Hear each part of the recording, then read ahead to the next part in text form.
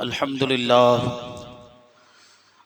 لله رب العالمين والعاقبة للمتقين والصلاة والسلام على سيد الأنبياء والمرسلين وعلى آله وأصحابه أجمعين أما بعد فأعوذ بالله من الشيطان الرجيم بسم الله الرحمن الرحيم يا أيها الذين آمنوا لا تقولوا راعنا وقولوا انظرنا واسمعوا وللكافرين عذاب أليم صدق الله مولانا العظيم وصدق رسوله النبي الأمين المتين الكريم ونحن على ذلك من الشاهدين والشاكرين والذاكرين والحامدين والحمد للہ رب العالمین۔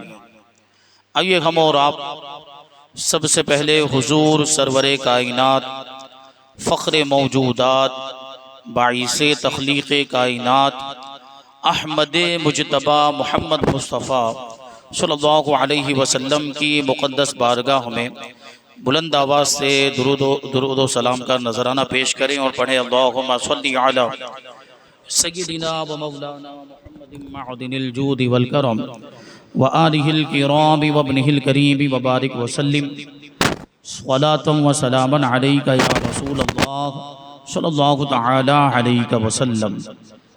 عزیزان ملت اسلامیہ، جیسا کہ اشتہار کے ذریعے اور اعلان کے ذریعے سے بھی آپ حضرات کو معلوم ہو چکا ہے کہ ہم آج سے ایک نیا سلسلہ شروع کر رہے ہیں جس کا نام ہے یا ایہا الذین آمنوا، اے ایمان والو۔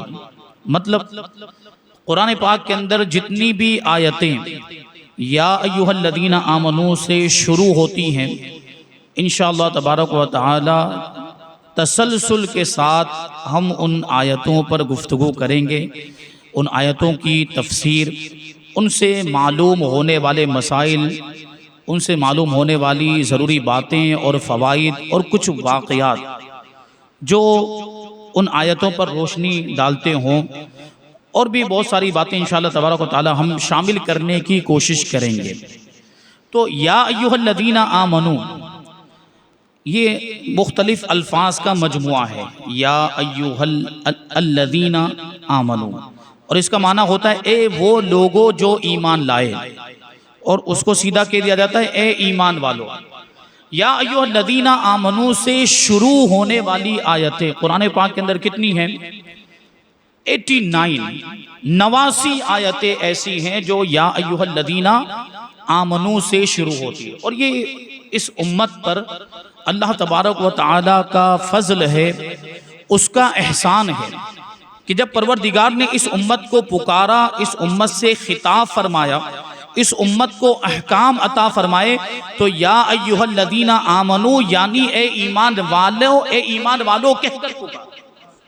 آپ اگلی امتوں کا معاملہ دیکھیں، قرآن پاک کے اندر ان کو بھی پکارا گیا، لیکن دیکھیں بنی اسرائیل کو یا بنی اسرائیل کہہ کر پکارا گیا، یہودیوں کو یا ایہا الذین ہادو کہہ کر پکارا گیا، حالانکہ جو دوسرے انبیاء کرام پر ایمان لائے وہ بھی مومن ہیں، وہ بھی ایمان والے ہیں، لیکن ان کو بنی اسرائیل کہا جا رہا ہے یا ان کو یہودی کہا جا رہا ہے، ان کو نصارہ کہا جا رہا ہے۔ یہ اس امت کی خصوصیت ہے، امت محمدیہ کی یہ فضیلت ہے کہ اللہ تبارک و تعالی نے اس امت کو یا ایہا الذین آمنوا کہہ کر پکارا۔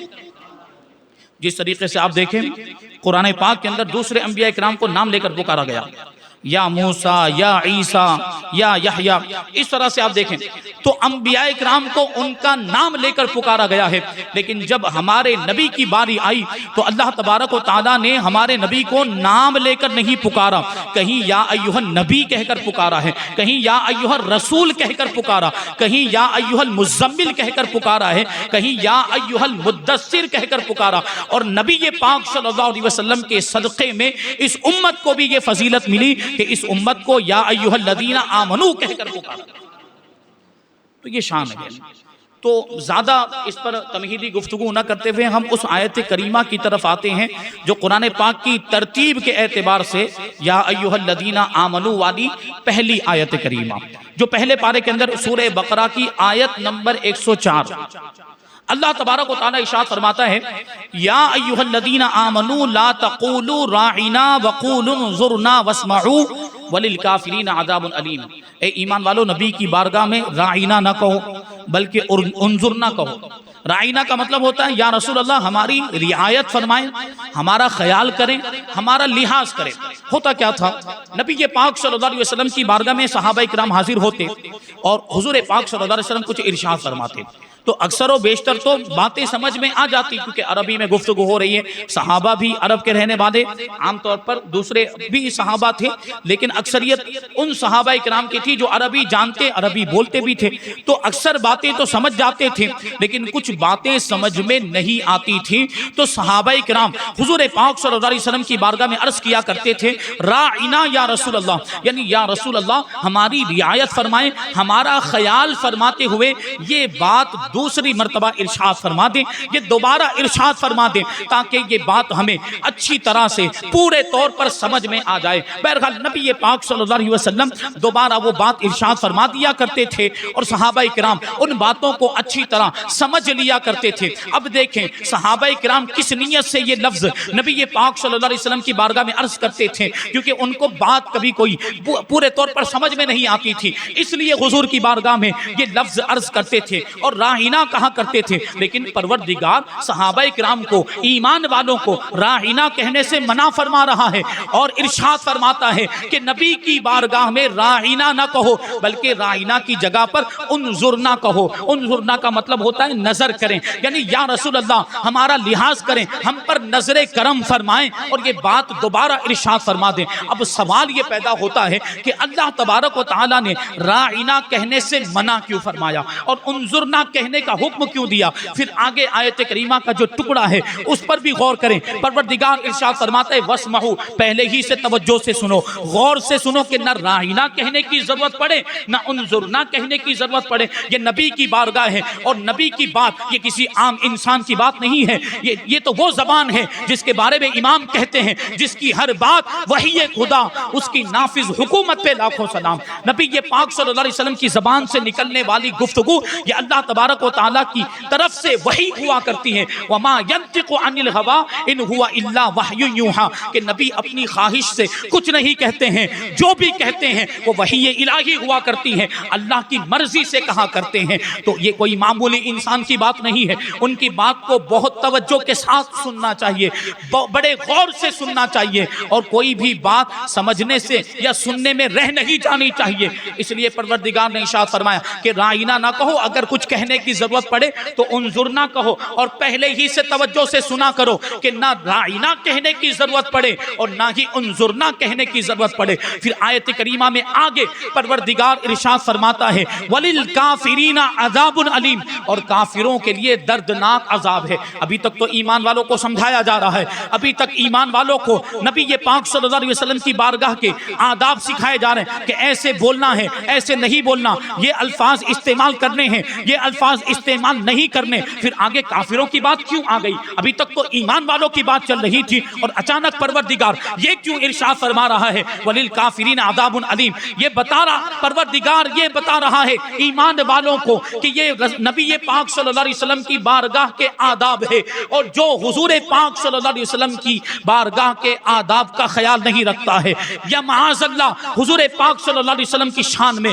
ادنا سی گستاخی کر لیتا یا کوئی ایسا لفظ حضور کی بارگاہ میں استعمال کرتا ہے جس سے حضور کی شان میں گستاخی ہو جاتی ہے تو وہ کافر ہو جاتا ہے، اور کافروں کے لیے دردناک عذاب ہے۔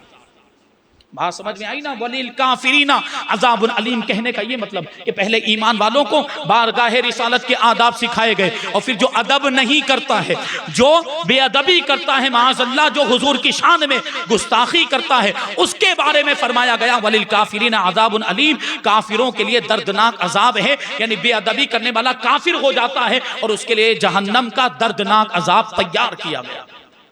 تو یہ آیت کریمہ آپ اس پر غور کریں تو اس میں نبی پاک صلی اللہ علیہ وسلم کی بارگاہ کا ادب ہمیں سکھا جاتا ہے۔ اس کا پس منظر اور بیک گراؤنڈ شان نزول میں آپ کو بتاؤں. رائنا کہنے سے منع کیا گیا، جبکہ صحابہ کرام تو کوئی اس کا غلط معنی مراد نہیں لیتے تھے.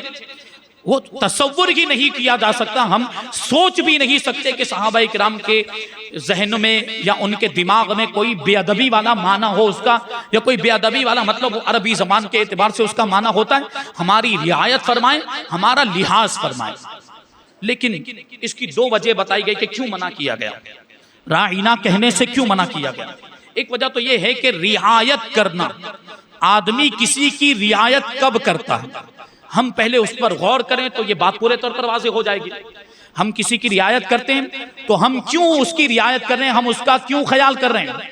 ہم رعایت اس لیے کر رہے ہوتے ہیں کہ ہم اس کی خوشی چاہتے ہیں، ہم کو اس کی ضرورت ہوتی ہے، ہم اس کے محتاج ہوتے ہیں، کچھ نہ کچھ مطلب ہوتا ہے، کچھ مقصد ہوتا ہے، تب جا کے ہم کسی کی رعایت کرتے ہیں. جبکہ نبی پاک صلی اللہ علیہ وسلم کا یہ مقام نہیں کہ آپ کسی اور کی خوشنودی چاہیں، بلکہ حضور پاک صلی اللہ علیہ وسلم کو تو اس لیے دنیا میں بھیجا گیا کہ سارے لوگ آپ کی خوشنودی چاہیں، سارے لوگ آپ کی رضا چاہیں.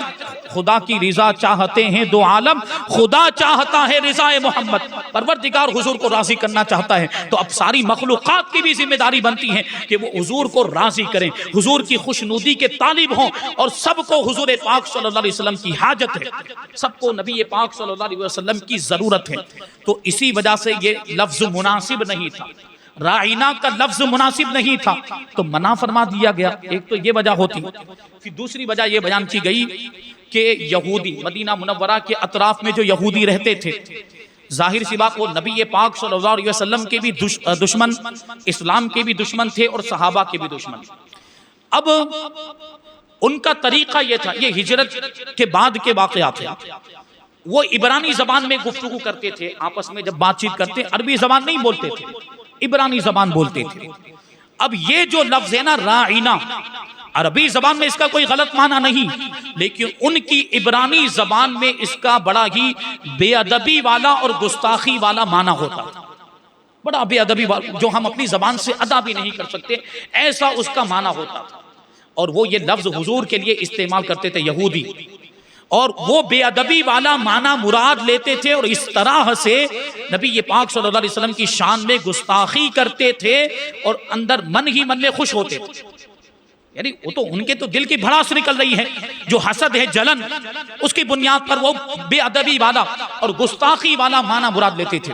ایک مرتبہ حضرت سعد ابن معاذ رضی اللہ تعالیٰ عنہ جو قبیلہ انصار کے سردار تھے، انصار صحابہ اکرام کے جو دو قبیلے اس میں سے ایک قبیلہ اوس، ایک قبیلہ خزرج ہے، تو قبیلہ اوس کے سردار تھے حضرت سعد ابن معاذ رضی اللہ تعالیٰ. مدینہ منورہ کے جو صحابہ اکرام ایمان لانے والے ہیں نا، ان میں سب سے پہلے آگے جو ایمان لائے صحابہ ان میں ان کا شمار ہوتا ہے حضرت سعد ابن معاذ، بڑے جلیل القدر صحابی، بڑا اونچا مرتبہ ہے.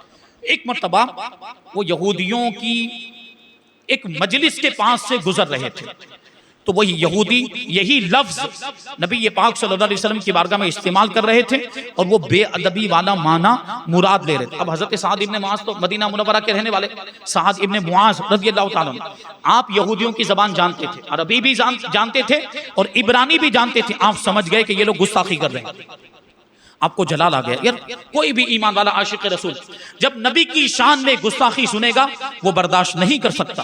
حضرت سعد ابن معاذ رضی اللہ تعالیٰ عنہ ان کے قریب گئے اور ارشاد فرمایا جلال میں کہ خبردار یہ لفظ میرے نبی کی شان میں استعمال کیا تو تم خدا کے دشمن ہو، تم پر اللہ کی لعنت ہو. اگر کسی نے یہ لفظ میرے نبی کی شان میں استعمال کیا میں اس کی گردن اڑا دوں گا. حضرت سعد ابن معاذ نے یہ جملہ ارشاد فرمایا. تو اب یہودی کیا کہتے ہیں، وہ جو بیٹھے ہوئے تھے وہ کہتے ہیں کہ تم ہمیں برا بھلا کہہ رہے ہو، ہمیں ڈانٹ رہے ہو اور ہمیں یہ لفظ کہنے سے منع کر رہے ہو. تمہارے ساتھی بھی تو تمہارے نبی کی بارگاہ میں یہی لفظ بولتے ہیں، یعنی ہم رائنا کہہ رہے ہیں تو تم ہمیں روک رہے ہو اور تمہارے ساتھی یعنی تمہارے نبی کے صحابہ یہی لفظ تمہارے نبی کی بارگاہ میں اور مجلسوں میں بولتے ہیں تو ان کو جا کے کیوں نہیں روکتے ہو. ابھی حضرت سعد ابن معاذ رضی اللہ تعالیٰ عنہ وہاں سے نکلے. آپ کو بڑی قلبی تکلیف ہوئی کہ ایسا ہو رہا ہے، یہ معاملہ ہو رہا ہے. یعنی رائنا صحابہ اکرام تو اچھے معنی میں استعمال کر رہے ہیں لیکن یہودی غلط معنی میں، گستاخی والے معنی میں استعمال کر رہے ہیں. تو اس سے آپ کو تکلیف ہوئی. اور اسی صدمے کے ساتھ حضرت سعد ابن معاذ یہی بات بیان کرنے کے لیے نبی پاک صلی اللہ علیہ وسلم کی بارگاہ میں حاضر ہونے کے لیے روانہ ہو گئے. ابھی حضرت سعد ابن معاذ رضی اللہ تعالیٰ عنہ حضور کی بارگاہ میں پہنچے بھی نہیں تھے کہ یہ آیت کریمہ نازل ہو گئی. یا ایھا الذین آمنوا لا تقولوا راعنا، اے ایمان والو آج کے بعد حضور کی بارگاہ میں راعنا مت کہنا کہ تم تو اچھا معنی مراد لیتے ہو، لیکن جو گستاخ ہیں، جو کافر ہیں، جو یہودی ہیں، وہ اچھا معنی مراد نہیں لیتے، وہ گستاخی والا معنی مراد لے رہے ہیں، وہ بے ادبی والا معنی مراد لے رہے ہیں. اس لیے آج کے بعد یہ لفظ استعمال مت کرنا، بلکہ اس کی جگہ پہ انظرنا کہنا، یعنی یا رسول اللہ ہم پہ نظر کرم فرمائیں، ہم پر عنایت فرمائیں، یہ لفظ استعمال کریں. واسمعوا، اور پہلے ہی سے غور سے سنیں، پہلے ہی سے توجہ سے سنیں کہ کچھ بھی کہنے کی ضرورت ہی نہ پڑے، راعنا کہنے کی بھی ضرورت نہ پڑے اور انظرنا کہنے کی بھی ضرورت نہ پڑے. تو اس سے کیا پتا چلا کہ نبی پاک صلی اللہ علیہ وسلم کی بارگاہ کا ادب ایمان والوں کے لیے انتہائی ضروری، بلکہ ہمارے ایمان کا حصہ ہے. بلکہ جس کے دل میں حضور کا ادب و احترام نہیں، اس کا ایمان ہی نہیں. حضور پاک صلی اللہ علیہ وسلم کی محبت ایمان کی شرط ہے. اگر حضور کی محبت اور حضور کا ادب و احترام دل میں نہیں تو ایمان بھی نہیں. ایمان کے لیے حضور پاک صلی اللہ علیہ وسلم کا ادب و احترام ہونا ضروری.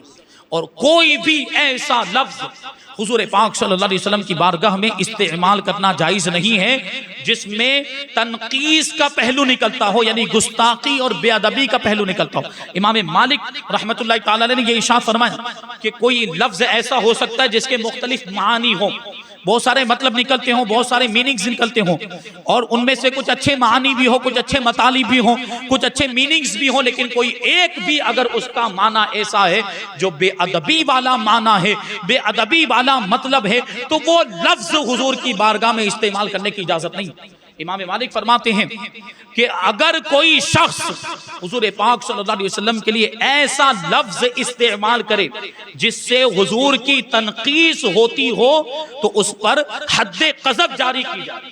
حد قذف کا کیا مطلب ہوتا ہے؟ جھوٹی تہمت لگانے کی جو سزا اسلام کے اندر مقرر کی گئی. کتنے؟ 80 کوڑے. جھوٹی تہمت لگانے کی سزا اسلام کے اندر کیا ہے؟ 80 کوڑے. یعنی حضور کی بارگاہ میں اگر کوئی ایسا لفظ بھی استعمال کرتا ہے کہ جس کے دوسرے معنی بھی ہوتے ہیں، لیکن ایک معنی ایسا جو حضور کی شان کے لائق نہیں ہے، جس میں بے ادبی والا پہلو نکلتا ہے، ایسا لفظ بھی اگر کوئی حضور کی بارگاہ میں استعمال کرے گا تو اسے 80 کوڑے مارے جائیں گے. یہ امام مالک رحمت اللہ تعالی علیہ ارشاد فرماتے ہیں جو چاروں اماموں میں سے دوسرے امام، پہلے امام ہمارے امام اعظم ابو حنیفہ رضی اللہ تعالیٰ عنہ، دوسرے امام مالک رحمۃ اللہ تعالیٰ علیہ، تیسرے امام شافعی رحمۃ اللہ تعالیٰ علیہ، اور چوتھے امام احمد ابن حنبل رضی اللہ تعالیٰ عنہ. یہی امام مالک ہیں. امام مالک مدینہ منورہ میں رہتے تھے اور مدینہ منورہ میں پوری زندگی آپ نے گزار دی، کیونکہ یہ حضور کا شہر ہے. حضور سے نسبت رکھنے والی ہر چیز سے ایمان والوں کو محبت ہونی چاہیے. تو امام مالک اسی محبت میں مدینہ منورہ میں رہتے، لیکن پوری زندگی مدینہ منورہ میں رہنے کے باوجود بھی آپ نے اس کا پورا ادب و احترام کیا. شہر کا ادب و احترام اتنا ہے تو جس کا وہ شہر ہے، جس کی وجہ سے شہر کا ادب کر رہے ہیں، اس نبی کا کتنا ادب و احترام ان کے دل میں ہوگا. امام مالک کے بارے میں فرمایا جاتا ہے، روایتوں میں آیا کہ آپ مدینہ منورہ میں چلتے. ہم اور آپ اگر کسی شہر میں رہیں، کسی علاقے میں رہیں، تو کچھ چیز اگر ہم کسی چیز سے بچنا چاہیں تو کب تک بچیں گے بھائی؟ 1 سال تک، 2 سال تک، پوری زندگی وہاں رہنا ہے تو کب تک بچیں گے؟ کبھی نہ کبھی اس میں مبتلا ہو جائیں گے. لیکن امام مالک کے بارے میں یہ فرمایا گیا کہ امام مالک رحمت اللہ تعالی علیہ جب مدینہ منورہ کی گلیوں میں چلتے تھے تو کنارے کنارے سے چلتے تھے، یہاں تک کہ دیواروں سے سٹ کے چلتے تھے.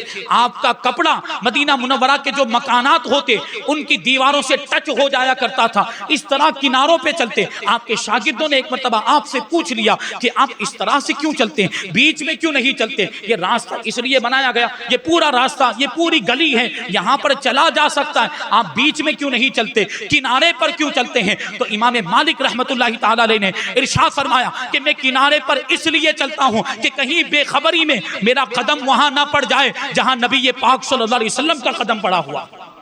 حضور بھی تو ان گلیوں سے چلتے تھے، حضور بھی ان گلیوں سے گزرے تھے، حضور کے قدم مبارک بھی ان گلیوں میں پڑے ہیں، تو کہیں ایسا نہ ہو کہ میرے قدم جہاں حضور کے قدم پڑے ہیں اس پر پڑ جائیں اور مجھ سے یہ بے ادبی ہو جائے، اتنا خیال کرتے تھے امام مالک رحمت اللہ تعالی علیہ۔ اور کبھی کبھی تو مدینہ منورہ کے مکانات کی دیواروں کو ایسے ہاتھ لگا کر بوسہ لیا کرتے تھے، دیواروں کو چوما کرتے تھے، اور اس کی وجہ یہ بیان کرتے ہو سکتا ہے انہی دیواروں میں سے کسی دیوار پر میرے نبی کا دست مبارک لگ گیا ہو، اس لیے میں اس دیوار کو چوم لیا۔ یہ ادب و احترام ہمارے اماموں نے ہمیں سکھایا۔ اور امام مالک رحمت اللہ تعالی علیہ کے بارے میں ہی بیان کیا جاتا ہے کہ پوری زندگی آپ مدینہ منورہ میں رہے، لیکن قضائے حاجت کے لیے آپ مدینہ منورہ کی حد سے باہر نکل جاتے، کیونکہ یہ نبی کا شہر ہے اور میں اپنی گندگی سے نبی کے شہر کو گندا نہیں کرنا چاہتا، اس لیے امام مالک تکلیف برداشت کرتے تھے۔ روزانہ حاجت کے معاملات تو روزانہ ہوتے، قضائے حاجت کے لیے آپ شہر سے باہر تشریف لے جاتے تھے اور وہاں قضائے حاجت فرمایا کرتے تھے مدینہ منورہ کے ادب کی وجہ سے۔ ایک مرتبہ امام شافعی رحمت اللہ تعالی علیہ امام مالک کے مکان پر تشریف لائے تو کیا دیکھا کہ آپ کے دروازے پر بہت سارے گھوڑے بندھے ہوئے، مصر کے یا خراسان کے گھوڑے تھے، بہت ہی عمدہ بہترین گھوڑے بندھے ہوئے تھے۔ تو امام شافعی رحمت اللہ تعالی علیہ امام مالک کے شاگرد ہیں، وہ امام مالک کی بارگاہ میں حاضر ہوئے اور عرض کرتے ہیں کہ یہ اتنے بہترین اتنے عمدہ گھوڑے آپ کے دروازے پر بندھے ہوئے ہیں۔ تو امام مالک نے کہا تم کو پسند ہے؟ تو کہ کس کو پسند نہیں آئیں گے اتنے اچھے گھوڑے؟ امام مالک نے کہا کہ لے لو، سب گھوڑے میں نے تم کو دے دیے، سارے گھوڑے میں نے تمہیں دے دیے۔ اب امام شافعی عرض کرتے ہیں کہ ایک گھوڑا تو آپ اپنے لیے رکھ لیجئے، کام آئے گا، سفر کرنے کے لیے، سواری کرنے کے لیے کام آئے گا۔ تو امام مالک نے کیا جواب دیا؟ امام مالک کہتے ہیں نہیں، ایک بھی نہیں رکھوں گا، کیونکہ میں یہ نہیں چاہتا کہ میں گھوڑے پر سوار ہوں اور اپنے گھوڑے کی ٹانپوں کے ذریعے سے اس سرزمین کی خاک کو روندوں جس پر ہمارے آقا چلا کرتے تھے، جس پر نبی پاک صلی اللہ علیہ وسلم چلا کرتے تھے۔ یہ ادب و احترام کا معیار ہوتا ہے، اور اس انداز میں نبی پاک صلی اللہ علیہ وسلم کے عاشق آپ کی بارگاہ کا ادب کیا کرتے ہیں، ہے نا؟ وہ نفس گم کر ادب گاہیست زیر آسماں از عرش نازک تر، نفس گم کر دمی آیت جنید و بایزید اینجا، کہ عرش کے نیچے ایک ایسی ادب کی جگہ ہے جو عرش سے بھی زیادہ نازک ہے، یعنی عرش سے بھی زیادہ فضیلت رکھتی، وہ نبی پاک صلی اللہ علیہ وسلم کی تربت اطہر ہے، آپ کا مزار پاک ہے، آپ کا روزہ ہے۔ یہ ادب کی جگہ ہے کہ جہاں پر جنید یعنی جنید بغدادی رحمت اللہ تعالی علیہ اور بایزید بستامی رحمت اللہ تعالی علیہ جیسے بزرگ جب حاضری دیتے ہیں تو سانس بھی نہیں لیتے، کہ سانس لیں گے تو آواز پیدا ہوگی اور اس آواز کی وجہ سے کہیں حضور کی بارگاہ میں بے ادبی نہ ہو جائے۔ یہ ہمارے بزرگوں نے ہمیں ادب سکھایا ہے نبی پاک صلی اللہ علیہ وسلم کی بارگاہ کا۔ اور قرآن پاک میں اور بھی بہت ساری آیتیں ہیں، وقت کم ہے، سب پر گفتگو نہیں کی جا سکتی۔ ایک جگہ پہ سورہ فتح کی آیت کریمہ 8 اور 9 اللہ تبارک و تعالیٰ ارشاد فرماتا ہے انا ارسلناک شاہدا ومبشرا ونذیرا لتؤمنوا باللہ ورسولہ وتعزروہ وتوقروہ وتسبحوہ بکرۃ واصیلا، کہ اے نبی بے شک ہم نے آپ کو گواہ بنا کر بھیجا، خوشخبری دینے والا بنا کر بھیجا، اور اللہ کے عذاب سے ڈرانے والا بنا کر بھیجا، تاکہ اے ایمان والو تم ان پر ایمان لاؤ، اے لوگوں تم ان پر ایمان لاؤ، اللہ پر ایمان لاؤ اور اس کے رسول پر ایمان لاؤ، اور اس کے رسول کی تعظیم کرو اور اس کے رسول کا ادب کرو، اس کے رسول کی توقیر کرو، اور صبح و شام اپنے رب کی تسبیح اور پاکی بیان کرتے رہو۔ اب دیکھیں اس آیت کریمہ میں حضور کی تعظیم اور توقیر کا ذکر آیا کہ نہیں؟ یعنی پہلے ایمان لانے کا حکم دیا گیا کہ پہلے ایمان لاؤ اللہ پر اور اس کے رسول پر، اور ایمان لانے کے بعد سب سے پہلے جس چیز کا ذکر ہو رہا ہے وہ نبی کی تعظیم و توقیر ہے، کہ ایمان مکمل ہی اس سے ہوتا ہے، حضور کی تعظیم اور حضور کے ادب و احترام سے۔ تو حضور کا ادب و احترام بہت ہی ضروری۔ صحابہ کرام نے کیسا ادب کیا؟ حضرت ابو ایوب انصاری رضی اللہ تعالیٰ عنہ جب نبی پاک صلی اللہ علیہ وسلم ہجرت کر کے مدینہ منورہ تشریف لائے تو کیا بات تھی کہ حضور کہاں ٹھہریں گے؟ تمام جو انصار صحابہ اکرام سب دست بستہ حاضر ہیں، یا رسول اللہ ہمارے یہاں تشریف لائے ہیں، ہمارے، کیونکہ بہت بڑی فضیلت کی بات تھی، یہ بڑی سعادت اور یہ بڑے شرف کی بات تھی حضور جس کے یہاں تشریف لے جاتے اس کے لیے، کیونکہ ابھی مسجد نبوی تعمیر نہیں ہوئی اور مسجد نبوی کے قریب میں حضور کا حجرہ بھی ابھی تعمیر نہیں ہوا، تو جب تک وہ تعمیر ہو جاتا وہاں تک حضور کہیں اور تشریف لے جانے والے. اب تمام صحابہ اکرام حضور کی بارگاہ میں عرض کر رہے یا رسول اللہ ہمارے یہاں پہ تشریف لائیں، ہمارے یہاں پہ تشریف لائیں. حضور نے کیا فرمایا؟ اس اونٹنی، یہ میری جو اونٹنی ہے اس کو میں چھوڑ دیتا ہوں، یہ اللہ کی طرف سے مامور ہے، یعنی اللہ تبارک و تعالیٰ نے اس کو حکم دیا یہ جہاں جا کے رکے گی وہیں ہمارا مکان ہوگا، وہیں ہمارا قیام ہوگا، وہیں پر ہم ٹھہریں گے. اونٹنی کو چھوڑ دیا. اب یہ حضرت ابو ایوب انصاری رضی اللہ تعالیٰ عنہ کی قسمت، کیسا بلند و بالا مرتبہ.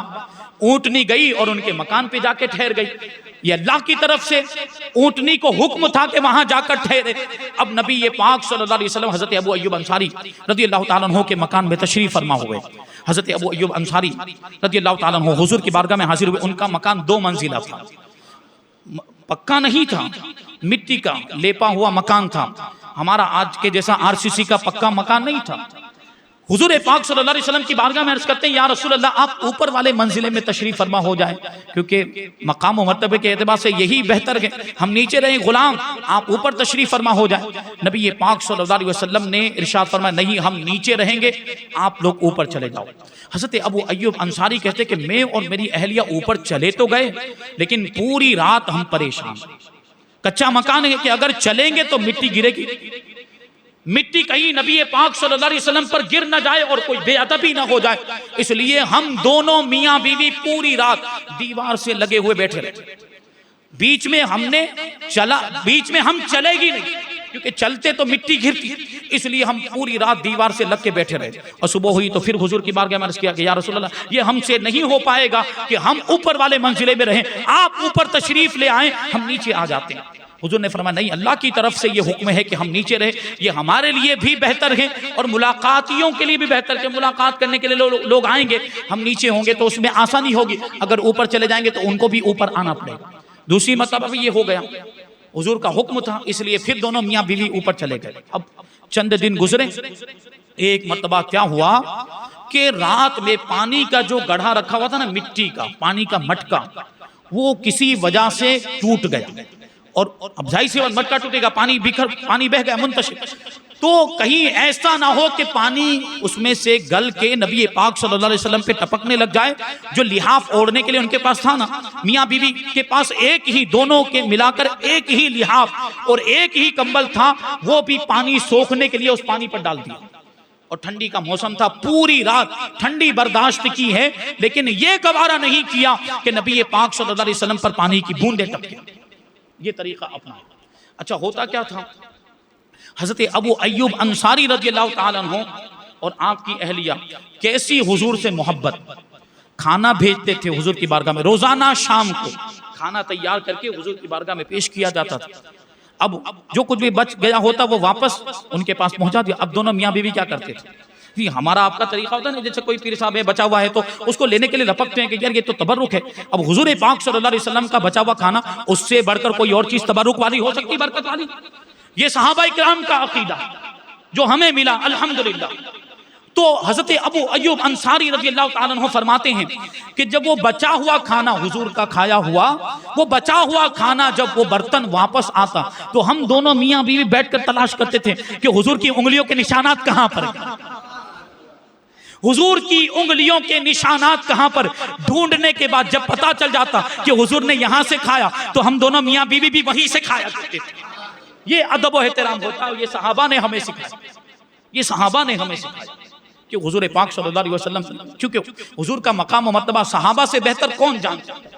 تو یہ شان اور الفاظ استعمال کرنے کی بات چل رہی ہے نا کہ حضور کی شان میں ایسے الفاظ استعمال نہ کیے جائیں. ایک مرتبہ اللہ کے رسول، بہت پیاری بات ہے، ایک مرتبہ اللہ کے رسول صلی اللہ علیہ وسلم نے اپنے چچا جان کون حضرت عباس رضی اللہ تعالیٰ عنہ سے ایک سوال پوچھا کہ اے چچا جان بتائیے کہ آپ بڑے ہیں یا میں بڑا ہوں. ابھی چچا ہیں تو بڑا کون ہوئے گا، چچا تو بڑا ہوگا عمر کے اعتبار سے. عام طور پر ایسا ہی ہوتا ہے، کبھی چچا چھوٹا بھی ہوتا ہے، کبھی بہت لمبی فوج ہے تو ہو جاتا ہے ایسا. لیکن یہاں تو بڑے تھے، عمر کے اعتبار سے بات چل رہی. لیکن دیکھیے ان کا ادب، وہ چچا ہیں لیکن انہوں نے جواب کیا دیا، ادب والا اور عشق و محبت والا جواب. حضور پاک صلی اللہ علیہ وسلم نے پوچھا کہ چچا آپ بڑے ہیں یا میں بڑا ہوں. حضرت عباس رضی اللہ تعالیٰ عنہ حضور کی بارگاہ میں عرض کرتے ہیں یا رسول اللہ آپ بڑے، میری تو صرف عمر زیادہ ہے. بڑے تو آپ ہی ہیں، میری تو صرف عمر زیادہ ہے. دیکھیے یہ انداز ہوتا ہے. بات بھی بیان ہو گئی اور ادب و احترام کے تقاضے بھی پورے ہو گئے. یہ عشق سکھاتا ہے. عشق کا کہیں پر کورس نہیں کرنا پڑتا، عشق خود ہی اپنے طریقے سکھا دیتا. حضرت اور پھر آپس میں صحابہ اکرام کا بھی یہ طریقہ تھا. حضرت عثمان غنی رضی اللہ تعالیٰ عنہ کے تعلق سے یہ روایت ملتی کہ ایک مرتبہ دوسرے صحابی حضرت قصات ابن اشیم رضی اللہ تعالیٰ عنہ سے حضرت عثمان غنی رضی اللہ تعالیٰ عنہ نے ایسا ہی سوال پوچھا کہ آپ بڑے ہیں یا رسول اللہ بڑے ہیں؟ آپ بڑے ہیں یا رسول اللہ بڑے ہیں؟ تو انہوں نے ایسا ہی جواب دیا. ان کی عمر زیادہ تھی، انہوں نے یہی جواب دیا کہ بڑے تو رسول اللہ صلی اللہ علیہ وسلم ہی ہیں، میری تو بس پیدائش پہلے ہو گئی، میری تو بس ولادت پہلے ہو گئی. تو یہ انداز ہوتا ہے ادب کا، یہ طریقہ ہوتا ہے. اور پھر جب حضور پاک صلی اللہ علیہ وسلم کا ادب و احترام ہم پر لازم اور ضروری ہے تو اسی ادب کا تقاضا یہ ہے کہ حضور کی ہر بات مانی جائے، حضور کی ہر بات کو قبول کیا جائے اور ہر بات پر عمل کیا جائے. یہ ہے نا حضور پر ہم ایمان رکھتے، حضور سے محبت کرتے، تو اس کا یہ تقاضا ہے. تو اسی آیت کریمہ سے یہ بات بھی ثابت ہوتی ہے کہ ہم حضور سے محبت کرتے ہیں تو حضور کے طریقوں کو اپنائیں، حضور کی سنتوں کو اپنائیں. یہی قرآن پاک ہمیں سکھا رہا ہے. حضور کو بھیجا ہی کیوں گیا؟ حضور پاک صلی اللہ علیہ وسلم کو اس لیے بھیجا گیا تاکہ ایک نمونہ لوگوں کے سامنے ہو. اور حضور پاک صلی اللہ علیہ وسلم ہمارے لیے بہترین نمونہ عمل. لقد کان لکم فی رسول اللہ اسوۃ حسنہ، بے شک تمہارے لیے رسول پاک صلی اللہ علیہ وسلم کی زندگی بہترین نمونہ عمل ہے.